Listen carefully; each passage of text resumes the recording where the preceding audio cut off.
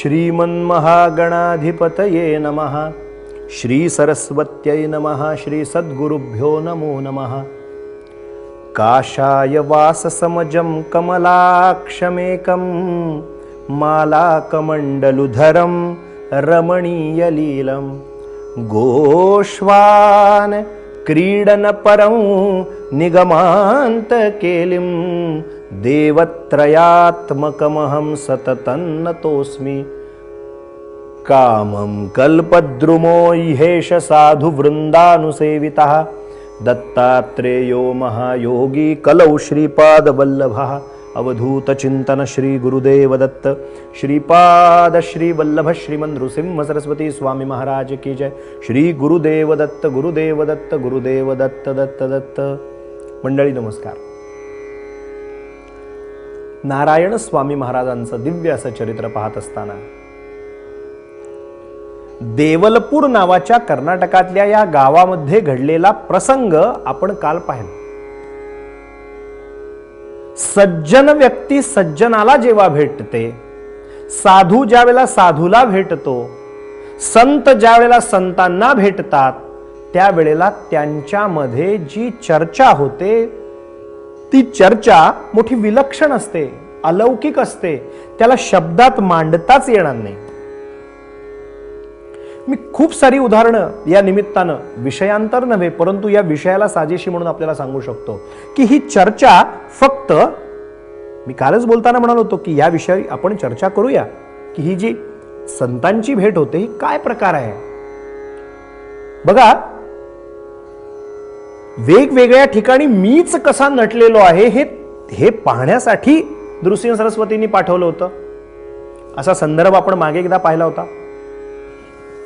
शिवचिदंबर हे साक्षात दत्त स्वरूप आहेत। जर नारायण स्वामी वाडीतच राहिले असते तर त्यांना त्यांचे समकालीन असलेले शिवचिदंबर म्हणजे चिदंबर दीक्षित महास्वामीजी यांची भेट झाली असती का? त्यांनी जे अवतार घेतल्यापासून केलेलं जे दिव्य असं कार्य आहे ते कार्य नारायण स्वामींना पाहता आलं असतं का? उलट विचार करूया। नारायण स्वामी यांच्यासारखा अधिकारी शिष्य जो दत्तप्रभूंनी घडवलाय, आपल्या कृपेनं त्यांना तयार केलाय, पूर्वाश्रमी शास्त्री म्हणून वाद घालण्यासाठी तयारी दाखवली होती, पण त्यांच्या त्या ज्या मूळ जी धारणा होती शास्त्री पंडित होऊन वादविवादात निर्विवाद वर्चस्व मिळवीन, तो भागच कमी झाला आणि आता त्यांच्या ठिकाणी मुमुक्षुत्व जाग करून त्यांना घडवलंय ज्या पद्धतीनं भगवंतांनी। यांच्याकडून जे जे काही काम करून घ्यायचंय ते काम करून घेण्यासाठी अशा दिव्य दिव्य चिदंबर दीक्षितांसारख्या अवतारी पुरुषांची भेट, त्यांचा कृपानुग्रह, त्यांचे आशीर्वाद लाभायला नकोत का? म्हणजे यांनी काय कार्य केलं ते त्यांना कळावं, त्यांनी काय कार्य केलंय परमेश्वर शक्तीनं नियोजित केल्याप्रमाणे ते यांना कळावं, एकमेकांचं कार्य एकमेकांना सांगावं, न्यून असेल ते भरून काढावं, चांगलं असेल ते जगापुढे ठेवावं।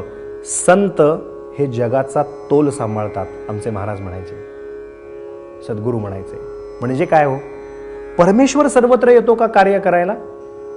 परमेश्वर येतो, परंतु तो ह्या अशा दिव्य सत्पुरुषांच्या निमित्ताने त्या त्या भागात जन्माला येतो, त्या त्या भागाचं त्या त्या प्रांताचं रक्षण करत असतो। आणि मग ही जी दत्त महाराजांच्या अंशातली जी अंश अवतार, अंशाचे अवतार, अंशाचे अवतार, अंशांश असं ज्यांचं वर्णन करून ठेवलंय, असे अनेको हजारो असे अंशावतार की ज्यांच्यावरती भगवंतांनी दत्तात्रेयांनी काही ना काहीतरी सेवा सोपवले, ती सगळी एकमेकांना भेटतात, आपापल्या कामाचा लेखाजोखा एकमेकांना देतात। बघा, या प्रसंगामध्ये देवलपुरामध्ये किती प्रेमानं, किती सलगीनं, किती आपुलकीनं चिदंबर महास्वामीजी आपल्या नारायण स्वामींचं स्वागत करत आहेत। त्यांना घेऊन देवलपुरात आत गावात आणलंय।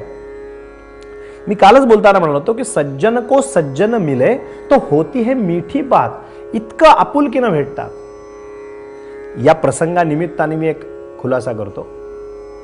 भेट झाल्यानंतर संवाद होतो। आता संवादासाठी शब्दाची आवश्यकता असते। तुमचा माझा जेव्हा काही संवाद होतो त्यावेळेला संवाद होत असताना शब्दाची आवश्यकता लागते, निर्विवाद सत्य आहे। पण संत जेव्हा संतांना भेटतात, आध्यात्मिक अधिकाराची व्यक्ती जेव्हा एका आध्यात्मिक अधिकाराच्या व्यक्तीला भेटते, अवतारी पुरुष जेव्हा एखाद्या अवतारी पुरुषाला ज्या वेळेला भेटतो तेव्हा त्यांच्यात संवाद नक्की होतो, पण तो संवाद हा शब्दे विण संवादू असं जे काही वर्णन करून ठेवलंय, शब्दा व्यतिरिक्तचा संवाद होतो. मग तो फक्त एकमेकांना पाहून होईल, एकमेकांना स्पर्श करून होईल, एकमेकाच्या ध्यानात निमग्न असताना एकमेकाशी त्या पद्धतीनं होईल. कसा होईल काही सांगता येत नाही. अहो खूप साऱ्या गोष्टी परमार्थ मार्गामध्ये विलक्षण विलक्षण अशा गोष्टी आहेत. दत्त संप्रदायामधले महान अधिकारी सत्पुरुष श्रीमद परमहंस परिव्राजकाचार्य श्रीमद वासुदेवानंद सरस्वती श्री टेंबे स्वामी महाराज, अतिशय खडतर संन्यास धर्म पाळणारे टेंबे स्वामी महाराज, पण त्यांची आणि शेगावच्या गजानन महाराजांची भेट झाली. गजानन विजय मध्ये वर्णन करून ठेवलंय दासगडू महाराजांनी. महाराज येण्यापूर्वी शेगावला माझा भाऊ यायचा आहे असं शेगावचे गजानन महाराज सतत म्हणायचे. सगळं गाव स्वच्छ करून ठेवा, फार कडक आहे, फार सोळ्यावळ्यातला आहे, त्याचं सगळं कुठे जरा सूत पडलं तर त्याचं सोळं ओळं बिघडेल म्हणाले. लोकांना शेगाव म्हणल्याकडे ना यांचा भाऊ कोण, हे यांचे आई वडील कोण माहित नाही, यांचं नाव कोण माहित नाही आणि यांचा भाऊ येणार आहे. 2 दिवसानंतर खुलासा झाला.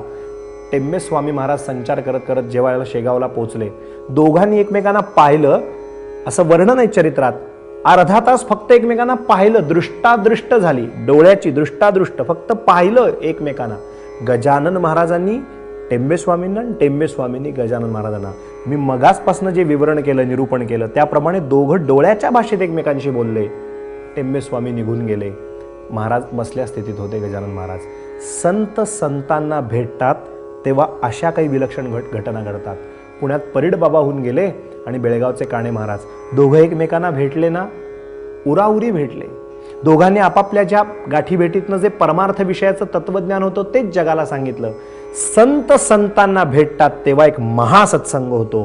हे सूत्र आजच्या दिवशी मी आपल्याला सांगतो.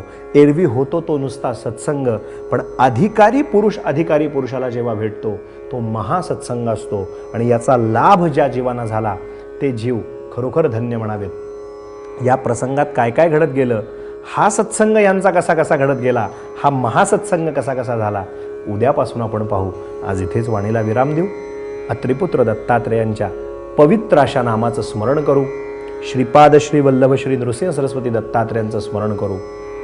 श्रीमन नारायण स्वामीन दयाब्धे तारक पददायीन अशी प्रार्थना करू आणि आज इथेच थांबू. अवधूत चिंतन श्री गुरुदेव दत्त दत्त दत्त.